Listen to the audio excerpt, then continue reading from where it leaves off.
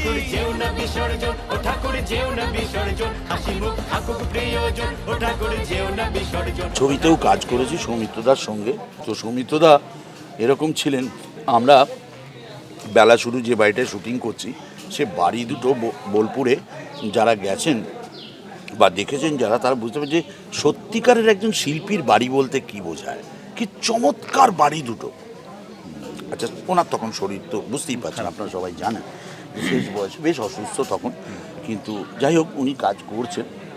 তো ওই বাড়ির যিনি মালিক তিনি তো অনেক বড় শিল্পী, চিত্রশিল্পী, ভাস্কর। তো উনি দাদাকে বলেছেন দাদার হোটেলের খাবার টাবার সব কিছু খাওয়ার দরকার নেই, আমার বাড়িতে খুব লাইট করে রান্না হয়, আপনি দুপুরবেলায় লাঞ্চ যখন করবেন শুটিংয়ের ফাঁকে আমি আপনাকে প্রত্যেক দিন এখানে আপনি আমার কাছে খাবেন। তো একজন ভদ্রমহিলা ছিলেন, তিনি রান্না করতেন, তিনি তার 2 মেয়ে এবং তিনি ওখানে থাকেন, উনি রান্না বান্না করে খাওয়াতেন। তো যাই হোক, তা আমরা বুঝতেই পারতাম যে ওনাকে যে জিনিসটা, যে প্রভিশনটা দেওয়া হচ্ছে, ওনাকে যে ব্যবস্থাটা দেওয়া হচ্ছে সেটা কখনোই আমাদের জন্য নয়। যদিও ভদ্রলোক মানে ভদ্রতা রাখতে আমাদেরকে বলতেন, আসতেন, কিন্তু আমরা যেতাম না। এই কারণেই যেতাম না, কারণ যেটা সৌমিত্রদাকে দেওয়া হচ্ছে সুবিধে বা যেটা করেন সেটা আমরা পাবোই বা কেন, আমাদের সেটা পাওয়ার কথাও না। এবার ওই কদিন ওখানে খাওয়া দাওয়ার পর শেষ দিন উনি সবাইকে হাত মানে নিজে টেনে নিয়ে, হ্যাঁ টেনে নিয়ে যাবো, সব বসুন একসঙ্গে সবাই মিলে আজকে আমরা খাবো, আমিও খাবো আপনারাও খাবেন সবাই। তো সবাই মিলে বসলাম টুসলাম, খাওয়া দাওয়া হলো। খাওয়া দাওয়ার পর সৌমিত্রদার একটা শট আছে, শটটা দিয়ে সৌমিত্রদার প্যাক আপ, সৌমিত্র কলকাতা ফিরে যাবে। অনেকে স্বপ্ন ছিল, আপনি সত্যি করলেন, আপনি বস। কি বলছো কি বলো তো? তো সৌমিত্রদা খাওয়া দাওয়ার আগে শটটা দিতে চাই, বলে আমি খেয়ে দেওয়া শটটা দেবো না, আমি আগে শটটা দেবো তারপরে খাবো। তো শটটা দিলেন, শটটা দিয়ে তারপরে খেলেন।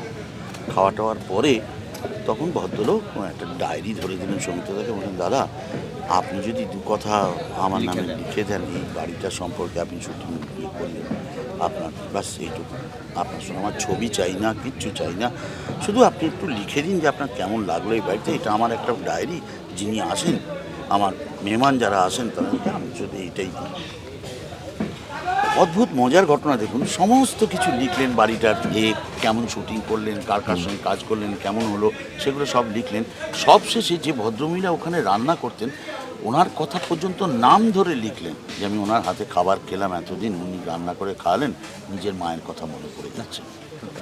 এই মানুষগুলো না ওরকমই।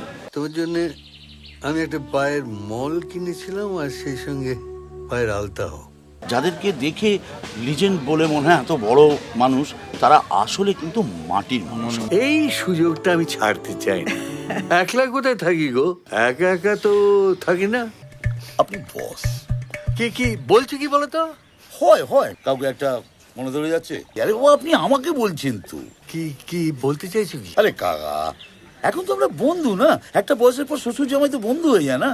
দেখো, তুমি আগে আমাকে বাবা বলে সম্বোধন করতে, এখন হঠাৎ কাকা, বস, এসব কি বলছো বলো তো? জ্যোতির্ময়, আমার মনে হয় তোমার ডাক্তার দেখানো উচিত।